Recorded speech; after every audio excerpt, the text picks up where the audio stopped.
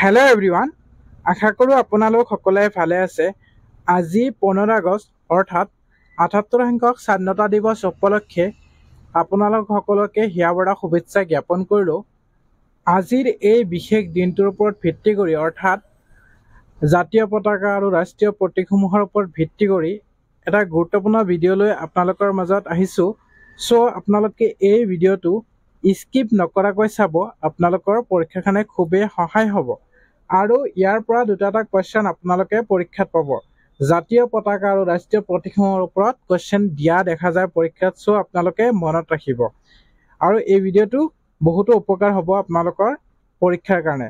চ' skip নকৰাকৈ ভিডিঅ'টো সম্পূৰ্ণকৈ চাব, আপোনালোকৰ নিশ্চয় সহায় হ'ব। আৰু যদি ভিডিঅ'টো প্ৰথম চাই আছে তেতিয়াহ'লে পেজটো ফ'ল' কৰি ল'ব, লগতে ভিডিঅ' এটা শ্বেয়াৰ কৰি যাব। চ' আহক কি প্ৰশ্ন আছে আমি চাওঁ আহক। প্ৰথম প্ৰশ্ন আছে, ভাৰতৰ ৰাষ্ট্ৰীয় পতাকাখন নেশ্যনেল ফ্লেগ সমান্তৰালভাৱে কেইটা ৰঙেৰে গঠিত? আমি সকলোৱে জানো ভাৰতীয় ৰাষ্ট্ৰীয় পতাকাখন সমান্তৰালভাৱে 3টা ৰঙেৰে গঠিত, মনত ৰাখিব। ভাৰতৰ ৰাষ্ট্ৰীয় পতাকাখনৰ ৰং 3টা কি কি? ভাৰতৰ ৰাষ্ট্ৰীয় পতাকাখনৰ ৰং 3টা কি কি? উত্তৰ, ওপৰত গেৰুৱা, মাজত বগা আৰু তলত সেউজীয়া, মনত ৰাখিব। ওপৰত গেৰুৱা, মাজত বগা আৰু সেউজীয়া তলত। ভাৰতৰ ৰাষ্ট্ৰীয় পতাকাখনৰ 3টা ৰঙে কি সূচায়? ভাৰতৰ ৰাষ্ট্ৰীয় পতাকাখনৰ 3টা ৰঙে কি সূচায়? উত্তৰ,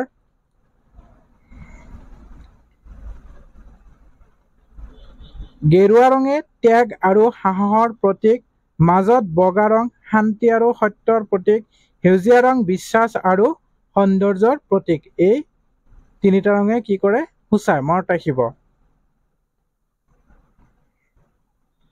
নেক্সট প্ৰশ্ন আছে, ভাৰতীয় জাতীয় পতাকাৰ মাজত থকা চক্ৰটো ক'ৰ পৰা লোৱা হৈছে?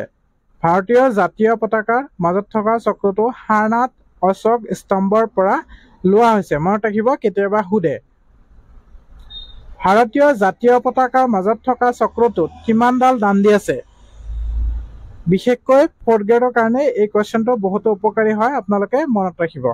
ভাৰতীয় জাতীয় পতাকাৰ মাজত থকা চক্ৰটোত কিমানডাল দাণ্ডি আছে? 24ডাল দাণ্ডি আছে, কেতিয়াবা সুধিব পাৰে, মনত ৰাখিব। ভাৰতীয় জাতীয় পতাকাৰ 24ডাল দাণ্ডিয়ে কোনটো আদৰ্শক নিৰ্দেশ কৰে? এই কুৱেশ্যনটো ইম্পৰ্টেণ্ট হয়, মনত ৰাখিব। উত্তৰ, বৌদ্ধ দৰ্শনৰ 24টা আদৰ্শক নিৰ্দেশ কৰে, মনত ৰাখিব। বৌদ্ধ দৰ্শনৰ 24টা আদৰ্শক নিৰ্দেশ কৰে। ভাৰতৰ ৰাষ্ট্ৰীয় পতাকাখনৰ দিশ আৰু প্ৰস্থ কিমান? মই আলোচনা কৰিছিলোঁ অলৰেডি। ভাৰতীয় ৰাষ্ট্ৰীয় পতাকাখনৰ দিশ আৰু প্ৰস্থ কিমান?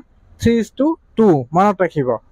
ভাৰতীয় ৰাষ্ট্ৰীয় পতাকাক কেতিয়া ৰাষ্ট্ৰীয় পতাকা হিচাপে স্বীকৃতি দিয়া হৈছে? 4th গ্ৰেডৰ কাৰণে ইম্পৰ্টেণ্ট হয়, কেতিয়াবা সুধিব পাৰে, মনত ৰাখিব।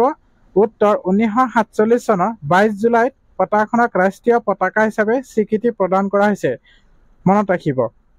কিহৰ ওপৰত ভিত্তি কৰি ভাৰতৰ ৰাষ্ট্ৰীয় প্ৰতীকৰ মৰ্যাদা দিয়া হৈছে? কিহৰ ওপৰত ভিত্তি কৰি? মনত ৰাখিব।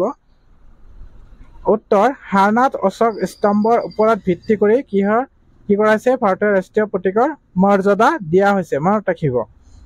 ভাৰতৰ ৰাষ্ট্ৰীয় প্ৰতীকটোৰ বৰ্ণনা দিয়া।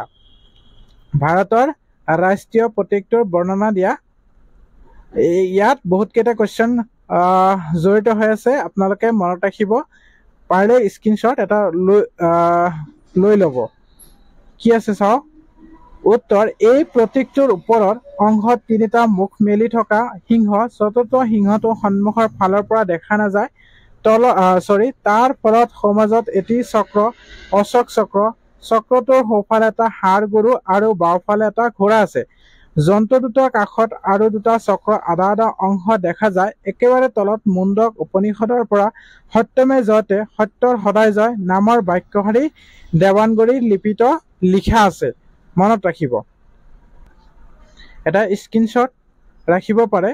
ইয়াত 2-3টা কুৱেশ্যন জড়িত হৈছে, চ' আপোনালোকে মনত ৰাখিব, গোটেইখিনি মনত ৰাখিব। নেক্সট প্ৰশ্ন আছে, ভাৰতৰ ৰাষ্ট্ৰীয় প্ৰতীকটো কেতিয়া গ্ৰহণ কৰা হয়? ভাৰতৰ ৰাষ্ট্ৰীয় প্ৰতীকটো কেতিয়া গ্ৰহণ কৰা হয়?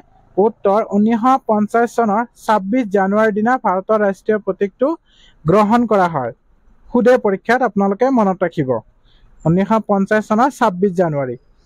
ভাৰতৰ ৰাষ্ট্ৰীয় সংগীত কি? ভাৰতৰ ৰাষ্ট্ৰীয় সংগীত কি? উত্তৰ জন গণ মন অধিনায়ক হ'ল ভাৰতৰ ৰাষ্ট্ৰীয় সংগীত। মনত ৰাখিব। জন গণ মন অধিনায়ক ৰাষ্ট্ৰীয় সংগীতটো কোনে ৰচনা কৰিছিল? কোনে ৰচনা কৰিছিল জন গণ মন অধিনায়ক ৰাষ্ট্ৰীয় সংগীতটো?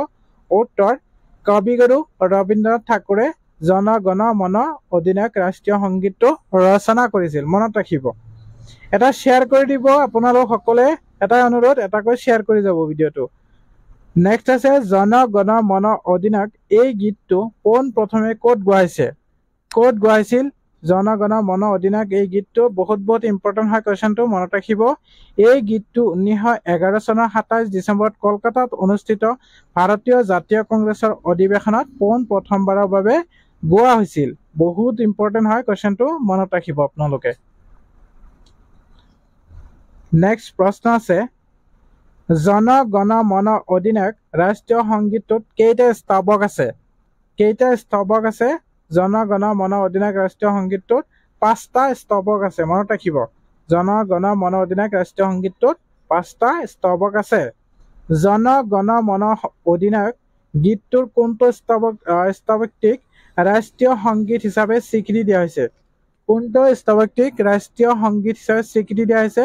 উত্তৰ প্ৰথম স্তৱক্তিক 1950 চনৰ 24 জানুৱাৰীৰ পৰা ৰাষ্ট্ৰীয় সংগীত হিচাপে স্বীকৃতি প্ৰদান কৰা হৈছে। মনত ৰাখিব। কিমান সময়ত ৰাষ্ট্ৰীয় সংগীতটো গাই শেষ কৰিব লাগে? আমি সকলোৱে জানো কিমান সময়ত ৰাষ্ট্ৰীয় সংগীতটো গাই শেষ কৰিব লাগে। 52 ছেকেণ্ডৰ ভিতৰত কি কৰিব লাগে? গাই শেষ কৰিব লাগে। মনত ৰাখিব। নেক্সট প্ৰশ্ন আছে ভাৰতৰ ৰাষ্ট্ৰীয় সংগীতৰ সমমৰ্যাদাৰে ৰাষ্ট্ৰীয় গীত ৰূপে কোনটো গীতক স্বীকৃতি দিয়া হৈছে? ৰাষ্ট্ৰীয় গীত ৰূপে কোনটো গীতক স্বীকৃতি দিয়া হৈছে? উত্তৰ বংকিম চন্দ্ৰ চেটাৰ্জীৰ বন্দে মাতৰম গীতটোক ভাৰতৰ ৰাষ্ট্ৰীয় সংগীতৰ সমমৰ্যাদাৰে ৰাষ্ট্ৰীয় গীত ৰূপে স্বীকৃতি দিয়া হৈছে। মনত ৰাখিব। বন্দে মাতৰম গীতটি পোন প্ৰথমে ক'ত আৰু কেতিয়া গোৱা হৈছিল? বন্দে মাতৰম গীতটি পোন প্ৰথমে ক'ত আৰু কেতিয়া গোৱা হৈছিল? উত্তৰ 1896 চনৰ ভাৰতীয় জাতীয় কংগ্ৰেছৰ অধিৱেশনত এই গীতটি পোন প্ৰথমবাৰৰ বাবে গোৱা হৈছিল। মনত ৰাখিব, ইম্পৰ্টেণ্ট হয়, কেতিয়াবা সুধিব পাৰে।